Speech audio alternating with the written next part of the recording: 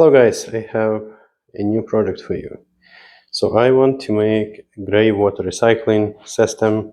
So basically to recycle all the water from the shower into my water harvesting system and use it for watering summertime and also connect it to the toilets and use that water in toilets. So for that I got those two plastic drums, and one will be used as a storage reservoir for our gray water. The other one I'll just use to first make a cover for this one, and also at the bottom I'm planning to fit the pump and valves, so hope to use another side for that purpose. So basically, as you can see, this drum, it's kind of has a small neck in here, so I will cut the top,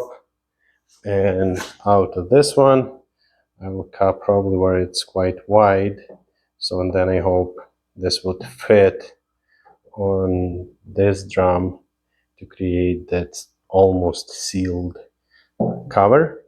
Another reason why I want that cover, I'm planning to use those openings to, like, first one definitely to have the drain out of the shower coming in, and the other one planning to connect it to the sewer vent, so any not pleasant gases are vented out into through the roof.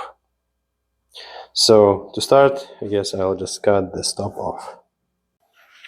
Alright, so I have cut the top and the upper part from the other one. Just use the Sawzall, works perfectly fine. So basically, this is the top from that other one, and this is full size.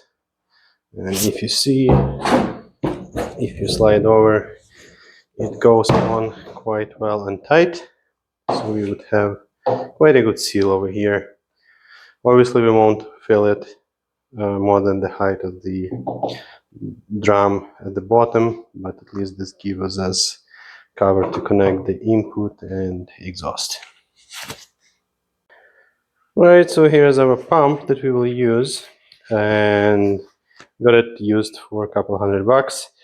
At the bottom you can see the plywood circle that will serve us as a mounting surface for the pump, obviously, and valves and what we need.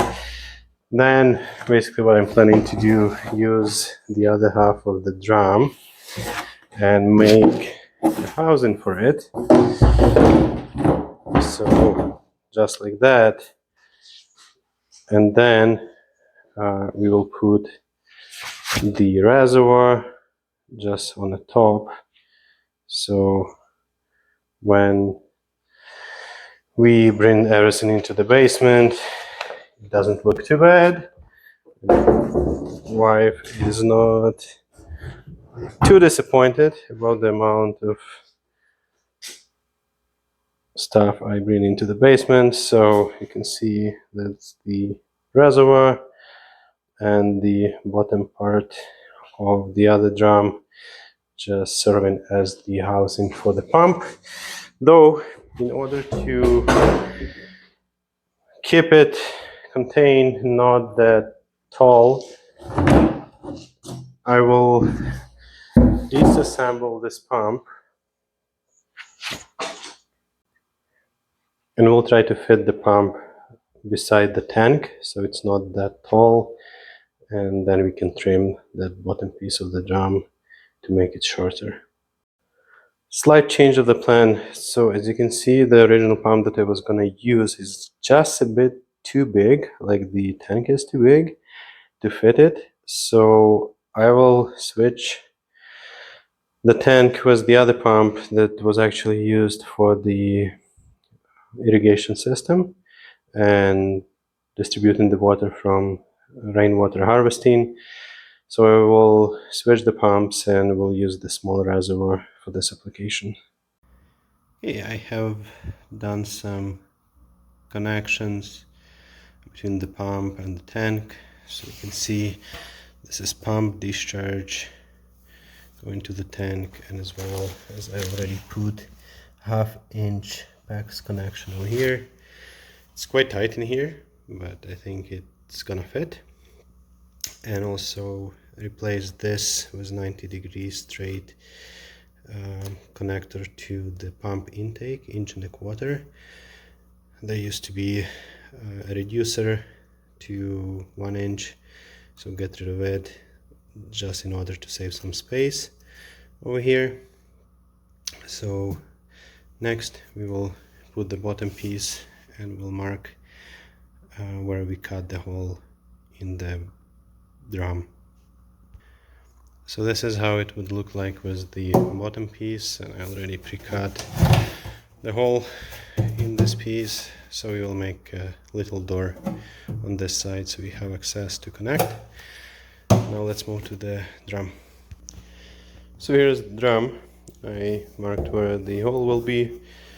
This is the piece, the transition that we will use. It's quite expensive. So we'll need 2 of those, one for the pump supply line and one for the overflow. So then at the bottom we have barb fitting for the 1.25 inch hose, and then inside the drum we will have this 1.25 inch check valve, and this is required for the pump to function properly, so it would hold the pressure on the pump intake. Otherwise it will be just kicking in all the time. So I'm missing 1.25 inch nipple in here, but I can add it later on. So now I'll just drill the hole and install this transition. Alright, so the pump supply is installed. It's barb fitting, so now I just need to connect with the piece of hose to the pump. Also I went ahead and installed the city water supply valve, and that will be a float valve.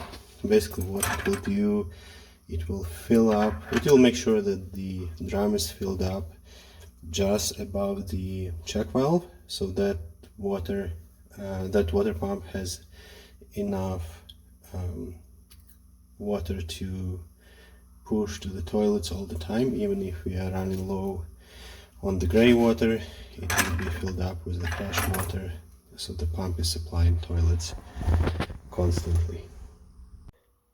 Now I have installed the overflow connection, so this will go to our sewer line, and you would think that this probably should have been as high as possible to collect more water in a drum, though considering that's where my cap sits, that lid that is made, so I didn't want to cut out any space for this drain. Also, I would like to have some sort of screen sitting on top, so we will be able still to maintain the level by adjusting this height.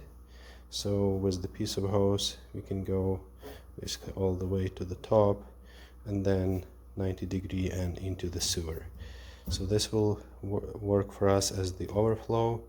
Like if for some reason the pump is not pumping to the rainwater harvesting system, we are not using it, we get in too much, it will go into the sewer, and this will work mostly in winter time when we are not pumping anything outside.